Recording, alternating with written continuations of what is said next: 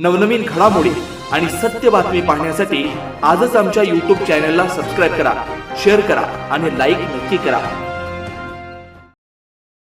भाजपा आमदार गोपीचंद पडळकर यांनी जयंत पाटलांवर केलेल्या जहरी टीकेचे संतप्त पडसाद सांगली जिल्ह्यात उमटत आहेत। राष्ट्रवादी शरद पवार गटाकडून सांगलीमध्ये गोपीचंद पडळकर यांच्या विरोधात आंदोलन करण्यात आलं आहे।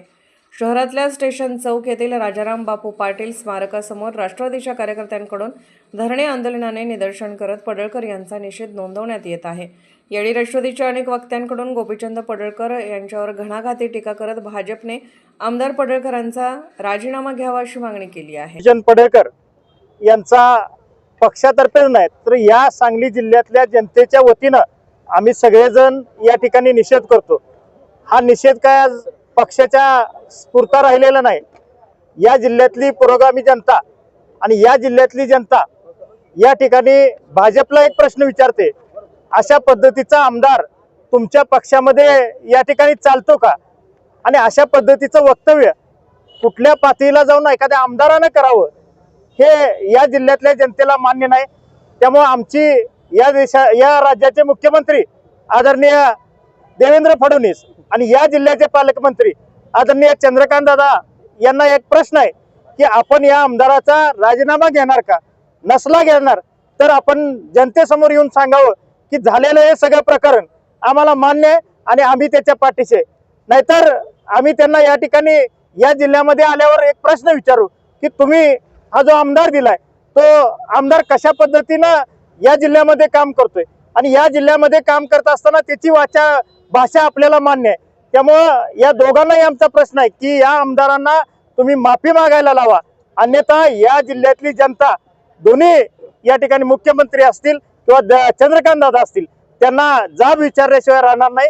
आणि आता या जिल्ह्यातली जनता अशा वक्तव्याच्या आणि अशा नेतृत्वाच्या मागे ठामपणे उभा राहणार नाही।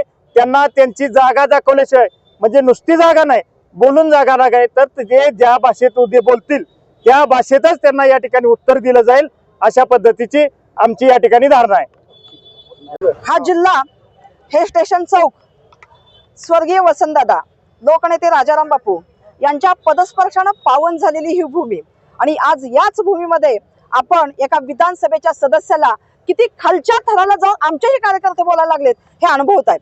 खरं तर मला असं वाटतंय की जजच्या मतदारालाही वाटत असेल की ह्या नालायक माणसाला आपण का आणि कशासाठी निवडून दिलं। आजपर्यंत होत होतो तो बोलत होता पण आम्ही संयम ठेवून होतो, पण आज लोकनेते राजाराम बापूंच्या वरती त्यांना टीका केलेली आहे।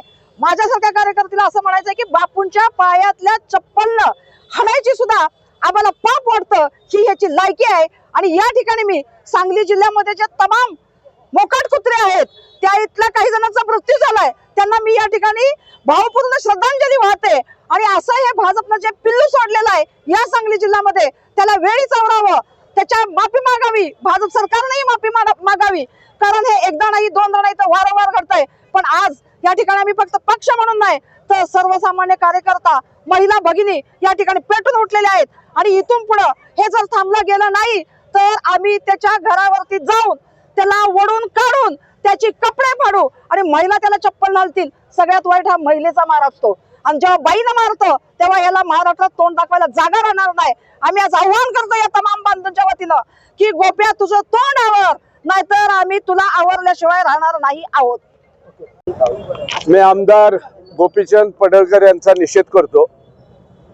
आज गेली वर्षभर पाहता जयंतराव पाटील साहेब यांच्यावर खालच्या स्तराची टीका करणे, काल तर त्यांनी कहरच गाठला। आमचे दैवत कैलासवासी राजाराम बापू पाटील यांच्यावर सुद्धा टीका केली आणि जयंतराव सुद्धा खालच्या स्तराची केली।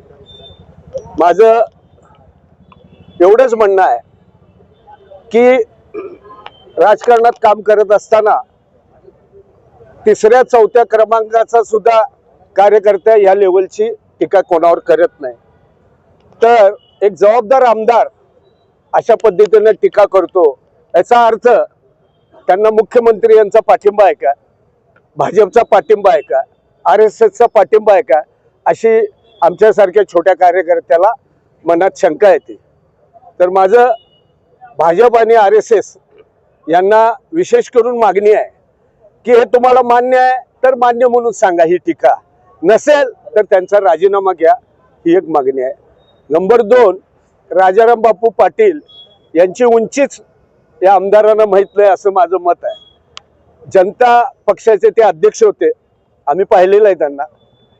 त्यावेळी असो अडवाणी असतील, वाजपेयी साहेब असतील, प्रमोद महाजन साहेब असतील, गोपीनाथ मुंडे साहेब असतील, यांच्याबरोबर काम केलेले राजाराम बापू पाटील यांच्यावर हे टीका करतात. हे RSS व भाजप व मुख्यमंत्र्यांना मान्य आहे का? एवढं त्यांनी खडसावून सांगावं. मान्य आहे तर मान्य म्हणून पब्लिक पुढे येऊन सांगावं, मान्य नसेल तर त्यांचा राजीनामा घ्यावा. एवढंच यांनी माझ्यासारख्या कार्यकर्त्याचं म्हणणं आहे. नवनवीन घडामोडी आणि सत्य बातमी पाहण्यासाठी आजच आमच्या YouTube चॅनलला सबस्क्राईब करा, शेअर करा आणि लाईक नक्की करा.